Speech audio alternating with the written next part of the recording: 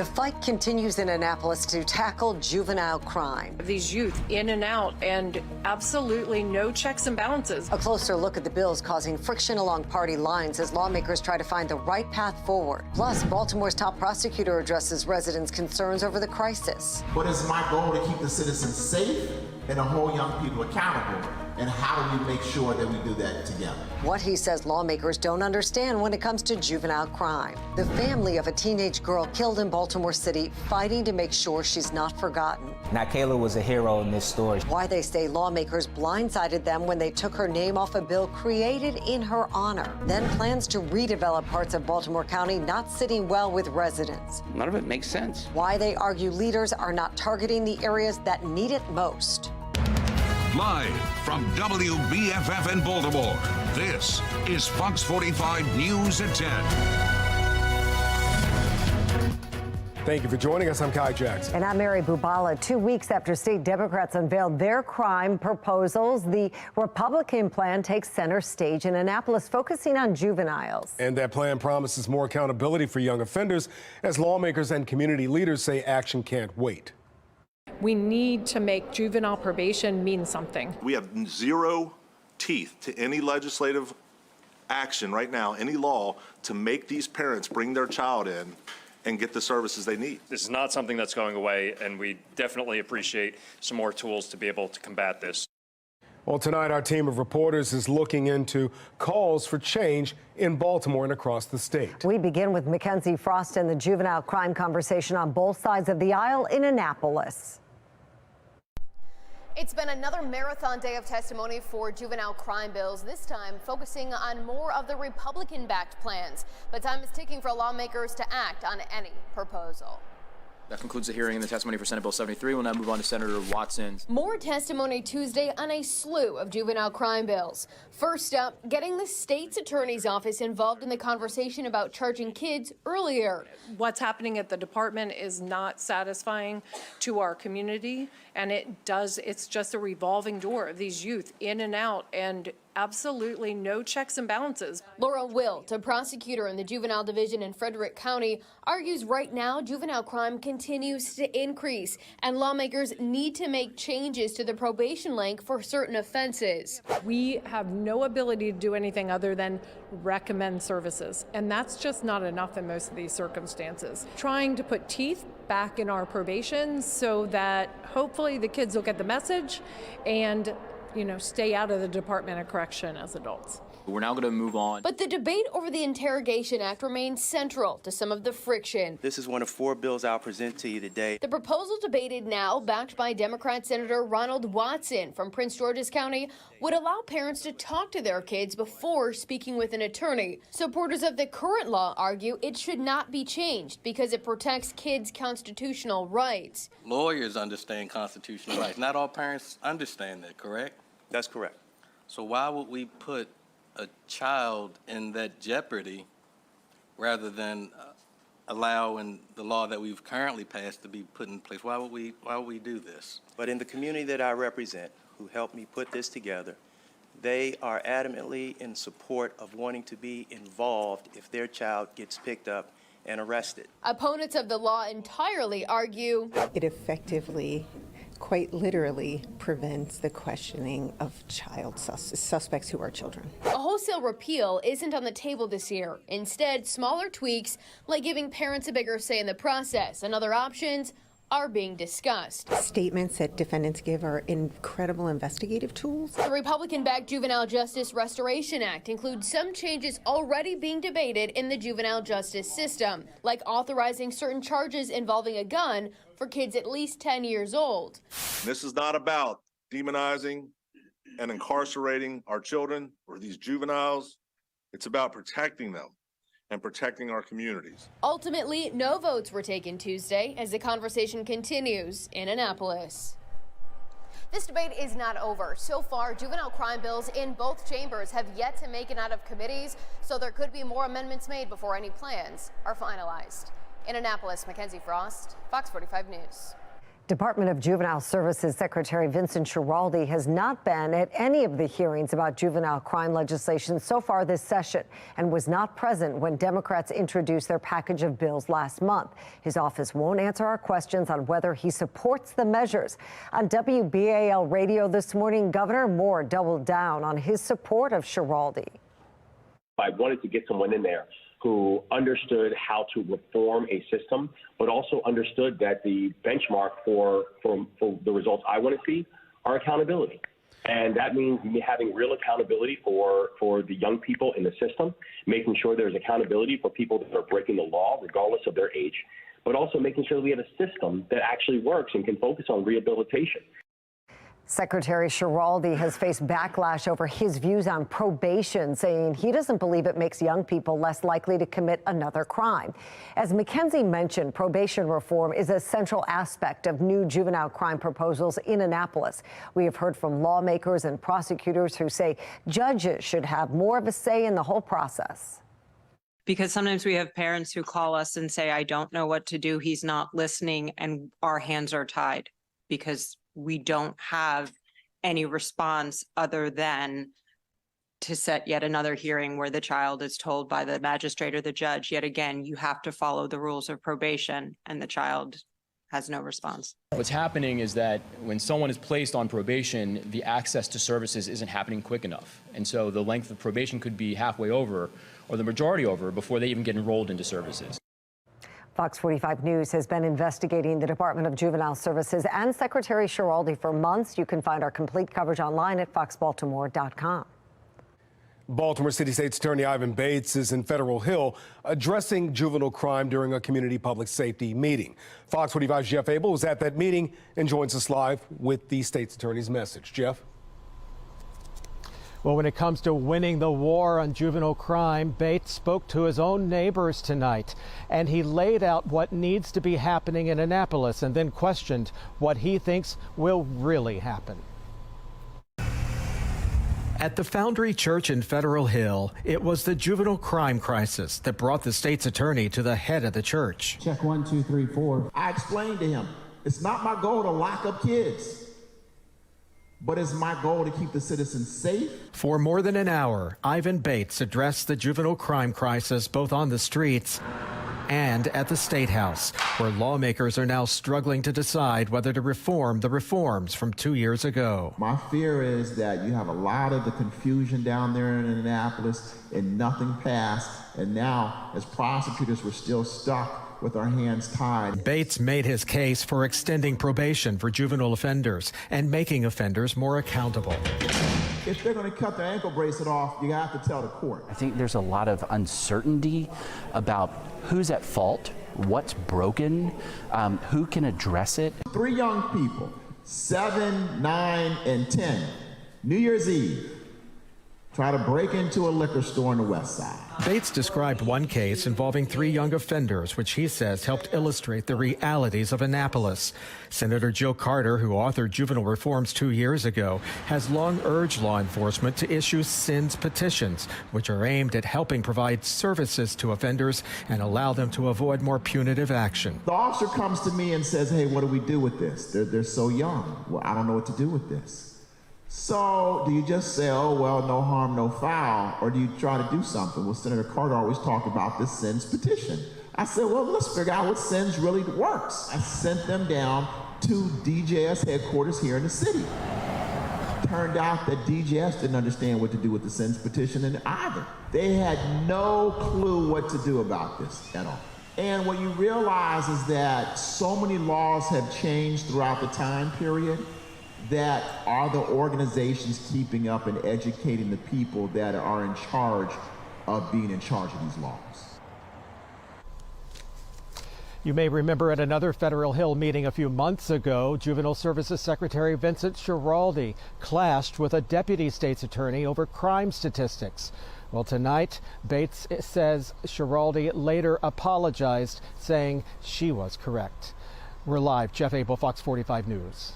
Jeff, thanks. Lots of interesting information in your report tonight. That brings us to our question of the day. Who do you trust to handle the juvenile crime crisis, Republicans or Democrats? So far, 90% of those who voted say Republicans. Head to foxbaltimore.com/vote to make your voice heard. Republicans are also pushing to have possession of stolen gun charges reclassified as felonies. The bill has been on the table for a few years now, but has stalled each time in the House. Now public support is growing as the new Gonzalez poll shows 88% of Marylanders support making this crime a felony. Mackenzie Frost sat down with pollster Patrick Gonzalez this afternoon, who says this poll reflects the desire for change in Annapolis. The Maryland legislature and Maryland voters' minds needs to pass a law that makes possession of a stolen firearm a felony. But this is one of those issues. It's a serious, very important issue. Stop playing. Don't play games. If you, in your heart as a legislator, just can't do it for yourself, please do it for your constituents. Today's Gonzalez poll addressed Governor Wes Moore's job approval rating. As we near the halfway point of his term, 58% of those polled say the governor is doing a good job. 28% disapprove, with 14% giving no response. The governor's approval rating is down slightly from his 60% mark in September's poll, but it is an increase from 55% last June, the first poll after the governor took office. Breaking news on Capitol Hill as the House has voted to impeach Homeland Security Secretary Alejandro Mayorkas by a one-vote margin. House Republicans claim Mayorkas violated federal law for his handling of issues on the southern border. Tonight's vote comes exactly 1 week after initial vote failed. Democrats called tonight's vote a sham, saying House Republicans don't have enough evidence to back up their claims. Congressman Andy Harris, Maryland's lone Republican, says he voted to impeach Mayorkas because the secretary, quote, allows millions of illegals to pour through the southern border every year. The impeachment proceedings now move to the Senate, where it is unlikely Mayorkas will be charged by the Democrat-controlled body. Good evening. We are headed into some colder temperatures tonight after a little bit of snow earlier this morning. Well, it looks like it's just going to be another cold night, but at least as we head into your Valentine's Day, I don't think it'll be too much to handle, but we are already down very close to freezing already. Temperatures will continue to crash tonight into the 20s. I don't think we'll have any problems other than the fact if there is some lingering moisture left over from the night before, we'll have some problems. That should actually just say chilly. No rain in the forecast tonight. That's good. The system that we are tracking is headed on the way out, and we are going to be looking at dry times ahead until later into the weekend. We're going to talk about our next chance for rain, possibly snow coming up. Gerard, thank you. Coming up on Fox 45 News at 10, a charter amendment to revitalize Harbor Place is moving forward, but not everybody's on board. Why some are calling the plan a monstrosity. The family of a teenage girl killed in Baltimore City is fighting to be sure she is not forgotten. Why they say they were blindsided by changes to a bill in their daughter's name. And right after the break, we press Baltimore County leaders for answers as the debate over redevelopment rages on. The losers will be the environment, the children, and the current and future residents of Lutherville.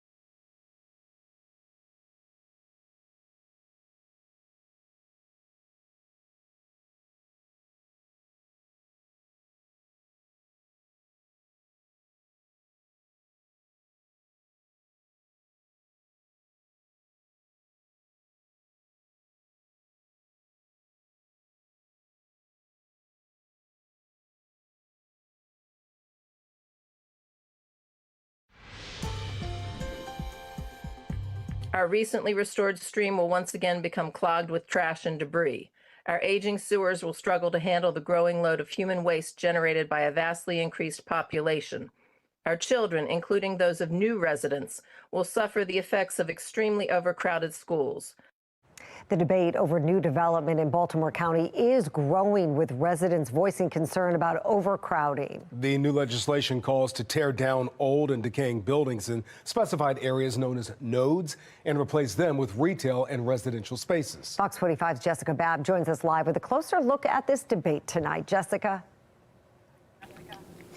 Well, during a planning hearing tonight, there were many zoning issues that came up, including the Lutherville Station project, which is something many community members are split on.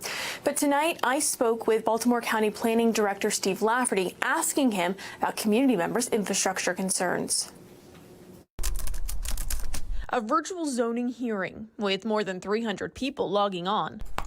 The majority of our neighbors and clients do support a vibrant mixed-use town center project like Lutherville Station.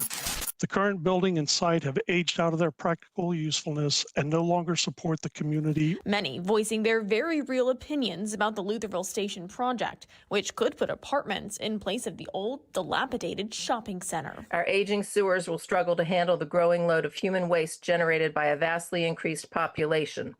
Our children, including those of new residents, will suffer the effects of extremely overcrowded schools. A big concern for many, insufficient infrastructure. If the infrastructure is not sufficient, you're not going to be able to build under our current development process. Others bringing up concerns over the county's master plan, which was a topic of discussion during a work session on Tuesday. Well, I think it's pretty confused right now. We have the CZMP, which is going on, and then the master plan, and then Bill 324. It's a solid document that does represent what we've heard the residents of the county want for their future. In the master plan, I believe it's developer-oriented. There is a big difference between revitalization and rapid redevelopment. You'll find nodes like these in Lutherville and across the county. Node denomination really says this is where we should focus attention for either new development or redevelopment if warranted. Nodes at Baltimore County Planning Director Steve Lafferty says come from varying data sets based off metrics like employment and transportation opportunities. We then established weights for each of the metrics and then looked throughout the county and applied those across the county without any predetermination about what these may look like. Some of the concerns that I have are sort of like a broad brush approach with some of the nodes. And what happens is you're inevitably going to have some unintended consequences. County officials say just because something isn't a node doesn't mean it'll be redeveloped. It is the core retrofit area that's been identified for the potential of redevelopment. The node includes residential and adjacent commercial, showing people's access to that core area. So many people unfortunately think that the node identifies places for redevelopment. So these nodes are encompassing things that there's no intentions of redeveloping? Well, I don't know if it'll be redeveloped or not. The intent is to focus on the core retrofit area, and should someone want to buy a house and redevelop it within that area, that's not the intent. And the zoning's going to drive that anyway. Lafferty says he has reviewed amendments to the master plan from 2 council members. The master plan is scheduled for a vote on February 20th. Jessica Babb, Fox 45 News. Overtime is a very serious issue, and it's an issue that costs the citizens of Baltimore a lot of money. A new report from the Baltimore City Inspector General shows a supervisor at the Department of Public Works claimed overtime hours they did not work 51 times. The report says the supervisor left overtime shifts more than an hour early. It notes key security cameras at the DPW facility were not working, something the Inspector General says needs to be fixed not only at this facility, but citywide. The cameras of the city is what helps us do our job and what allows us to successfully hold people accountable. And time after time, the cameras don't work. We can't just keep running the same thing. Those cameras protect both the employees and the citizens of Baltimore. So it's about time that that becomes a priority. Inspector General Isabel Cummings says she runs into the problem of broken cameras time and time again. She's calling on City Council to allocate more money to fix the problem in the city budget this spring. You can find more on the report's findings on our website, foxbaltimore.com. A massive gang takedown wraps up in Columbia. Why Howard County leaders say residents shouldn't be concerned about gang violence in one of America's safest cities. A former partner with front row seats to the Biden family businesses speaks to House investigators. I'm Christine Frizzell with what we're learning and what's next. We got one storm out of the way after a little bit of snow today. Already we're looking at some chillier temperatures to be lingering around, and we are also going to be talking about, another chance for snow. And it's closer than you think. We're going to talk about it coming up. Join us on Monday, February 19th from 7 to 8 p.m. when Governor Wes Moore, Maryland State Attorney Ivan Bates, and Prince George's County State Attorney Aisha Braveboy join us to discuss crime, solutions, and the community. I'm Armstrong Williams.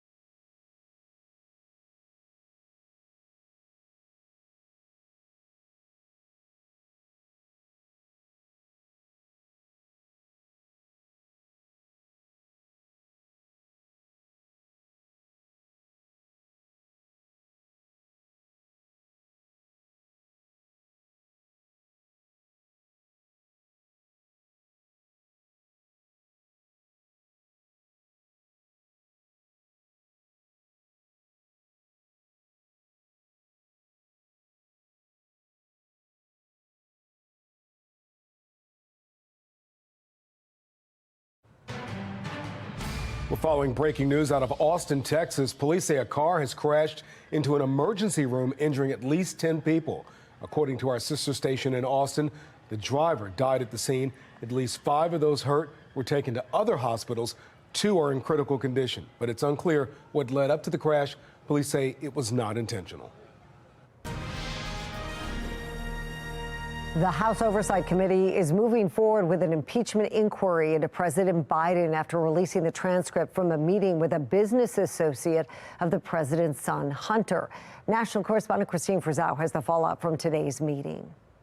Former Hunter Biden business partner Tony Bobulinski on Capitol Hill for a closed-door interview with the House Oversight Committee. We obtained a copy of his opening statement in which he calls Joe Biden, quote, the brand being sold by the Biden family, which he says sold out to foreign actors seeking to gain influence and access to Joe Biden and the United States government. Foreign actors involved in companies in places like Russia, China, and Ukraine. China's our biggest adversary, and we need to know exactly what the Chinese were paying the Biden family members for. Good evening. Bobulinski first came forward in October of 2020, one of the first to suggest Hunter Biden's business deals involved not only other Biden family members, but Joe Biden himself, referencing emails like this, summarizing the allocation of equity of a deal those involved say never came to fruition. There's no question that H stands for Hunter, big guy for his father,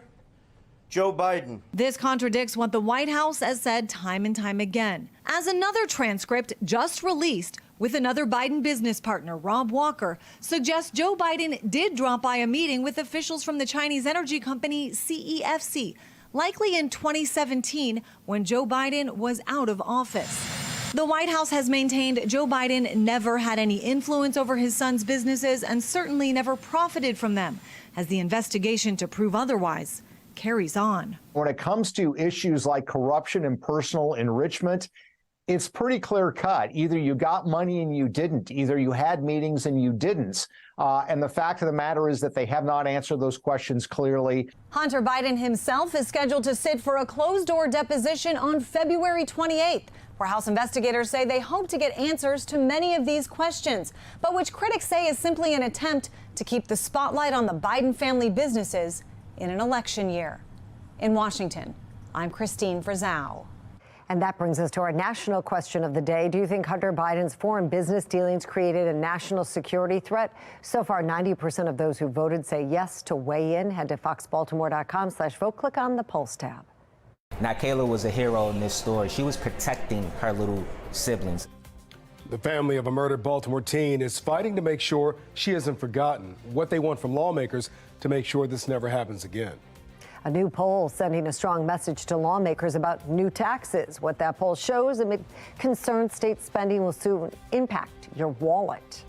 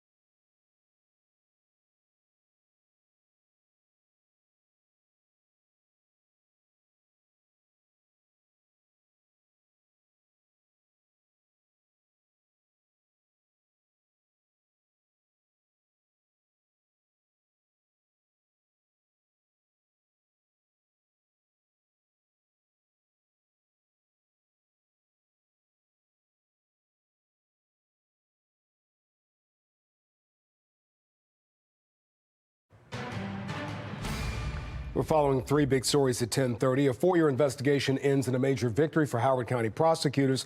Fox 45 News looks into how police were able to track down 8 members of a notorious gang. The public gets its first chance to weigh in on the multi-million-dollar Harbor Place redevelopment plan, why residents can't agree on how the money should be spent. The family of a deadly shooting victim voices disappointment, saying a bill named after their loved one was absorbed into the state's larger juvenile crime plan without their knowledge. 15-year-old Nikayla Straughter was killed by a 9-year-old boy, according to police, in August of 2022. He's too young to face charges in the shooting. Straughter's family has been fighting for justice ever since, and tonight Fox 45's Keith Daniels shares their latest frustration. Well, it's all about a Baltimore family fighting for a key ingredient in a juvenile justice law, their push to make a small change riddled with huge challenges. But tonight, they could be one step closer to success. In Annapolis, the winds of change in the air. Now move on to Senator Carter. Inside the Senate building with Senate Bill 2. At a Judicial Proceedings Committee hearing Tuesday, Nikayla Straughter, the family of a teen shot and killed by a 9-year-old boy, pressing members of the committee to consider this. We, the family, ask that you please collaborate with your colleagues in the House to move Senate Bill 2 forward. Senate Bill 2, titled the Nikayla Straughter Memorial Act, which would mandate needed services through the Department of Juvenile Services for a child under 10 who commits a crime that results in death. 15-year-old Straughter was shot and killed in August 2022, gunned down on her front porch in Southwest Baltimore. The shooter, a 9-year-old boy. Current state law forbids kids under 10 from being prosecuted for any reason. And currently, an intake officer has the option to submit the petition for services with the juvenile justice system. At that point where we all want the services, right? Straughter's family calling the mandate essential legislation. So absent of the services for this young child, they would in fact be on the trajectory to recommit additional violence offense. And it really becomes a pipeline to adult prison. It's a bill that unanimously passed the Senate last year, but stalled in the House, killing it. But a few weeks ago, the family learned language from the bill, named in honor of their loved one, was absorbed in the Democrats' juvenile crime plan announced recently. Family members say they weren't even notified of the changes. The bill's language, they say, created in partnership with Senator Jill Carter, was used, but Straughter's name stripped from the bill. Legislation, they say, that should bear her name. It's important to understand that on just one end, Nikayla was a hero in this story. She was protecting her little siblings, and I'm going to continue to reinforce that. She was protecting them, so on one end, she deserves it. The family now pushing once again for a standalone bill in honor of Straughter. This is a bill that would actually affect real people and fix a real problem, and it is a legislative fix to a hole in our system. In the end, committee chair Senator William Smith Jr. with words that give the family hope. Every member of this committee voted for that bill last year. We'll keep that bill standalone and advance it like we did last year. I want to make sure that you all know that. While the measure with a yes vote could mean the House picks it up next, then ultimately the new law with their loved one's name. In Annapolis, Keith Daniels, Fox 45 News. We have breaking news out of North Baltimore. We're seeing reports of a possible shooting on Eager Street. Fox 45 News has a crew on the way. We did reach out to city police for more information. Stay with us on air and online for any updates. Baltimore police are sharing, surveillance video from a double murder caught on camera. Thursday night, just before 10, 2 people were killed in a shooting at a convenience store on Bel Air Road. The suspect, wearing all black, arrived at the store in a white Chrysler van. Minutes later, he shot and killed 1 victim outside the store, according to police, and a second in a nearby car. He then ran from the scene, followed by the van he arrived in. Metro Crime Stoppers offering an $8,000 reward for anyone with information leading to an arrest of this suspect. City police are also asking for the public's help to find suspects in a West Baltimore robbery Friday night. City police shared this video of 2 suspects riding bikes on Bolton Street moments before police say they robbed a victim. Police are also looking for at least 5 juvenile suspects in a Pigtown robbery over the weekend. 3 arrests have been made, but several suspects as young as 10 are still on the loose. One woman in the neighborhood tells Fox 45 News she wants more accountability for young people. A lot of children right now in the city of Baltimore don't have a parent. And if they have a parent, a lot of parents not indulging or involved with the child. It's a frustrating situation when you talk about children. Anyone with information about any of these surveillance videos is asked to contact city police. The full videos are available on our website, foxbaltimore.com. A gang investigation spanning nearly 4 years comes to an end in Howard County as the leader of the 59 Hoover gang has been convicted of murder and other gang-related charges. The gang is a subset of the notorious Crips gang. Officials say the group was operating out of Colombia. All 8 members were indicted 2 years ago, and now all 8 have been convicted. The news comes as a shocking reality to some after Colombia was named the safest city in America twice in recent years. We've taken a significant step in reducing their involvement here in Howard County. As long as people continue to look out for one another and speak up when they see things that are in error, we can work together to ensure that our safety remains a paramount virtue for this community. The gang's leader, Jeremy Lewis, will be sentenced on May 1st. Baltimore police are investigating what they're calling a questionable death in West Baltimore. Police say a 32-year-old woman and a 1-year-old baby were found dead inside a home on McCullough Street. No cause of death has been reported, but police say there are no signs of foul play. The medical examiner's office is investigating. A charter amendment to revitalize Baltimore's Harbor Place is on the way to the full city council for approval following a hearing this afternoon. But not everybody's on board with a multi-million-dollar proposal. Fox 45's Amy Simpson takes us through the debate. The renderings were unveiled in October. P. David Bramble of MCB Real Estate looking to breathe new life into the Inner Harbor. This is a new mixed-use waterfront. The project with clear support from the mayor. We will not stop until this project comes to fruition so that the world can see that Baltimore is back. It was once a heartbeat of the city and major tourist attraction. But in recent years, the Harbor Place pavilions fell into disrepair. And as economic activity dwindled, concerns over crime and public safety rose. Online, ourharborplace.com giving a 3-dimensional look at the proposal to revamp the downtown waterfront. Looking to add hundreds of housing units, retail, commercial space, promenades, and amphitheater, plus trees and parks. But not everyone is on board with Bramble's vision for Harbor Place. All of us were shocked by this monstrosity of a project that we had no idea was coming down the pike. Convince our city council that the process and the plan is not a good thing for Baltimore City. Today, City Council's Economic and Community Development Committee hearing public input on bills to amend land use and zoning of the Inner Harbor and a proposed charter amendment that would permit multifamily residential development and off-street parking within the dedicated boundaries of Inner Harbor Park. According to the legislation, this charter amendment would need to go to Baltimore City voters for adoption or rejection. Whether you love it, you hate it, you're not sure. Folks are interested in what could potentially happen here. Today's hearing drawing a crowd, leaving few empty seats inside council chambers. The time has come, and I think the time is now. MCB is the right team for the moment. The decision is yours, and I ask you to vote yes. Proposing to privatize our public space is objectionable and wrong. Indicating the magnitude of public interest in the redevelopment of this part of Baltimore and the split opinions on how to move forward. So let's right now find the political will, financial means, planning capacity, and reasonable civic commitment. I'm in favor of redeveloping Harbor Place, but not in the manner in which it's been proposed. Amy Simpson, Fox 45 News.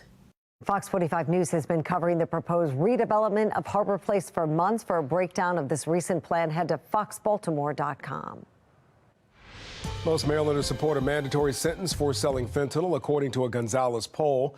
The poll shows 83% of those who responded would support a minimum 10-year prison sentence for anyone convicted of selling drugs laced with fentanyl if the drug results in someone's death. The poll also shows a majority of Marylanders surveyed say they would not support a tax increase that would fund transportation projects around the state. Nearly 60% opposed that measure, 38% supported it. This question comes on the heels of a proposal from the Maryland Department of Transportation in December, showing the department needed to cut more than $3 billion in funding over the next 6 years to avoid a budget deficit. Last month, Governor Wes Moore took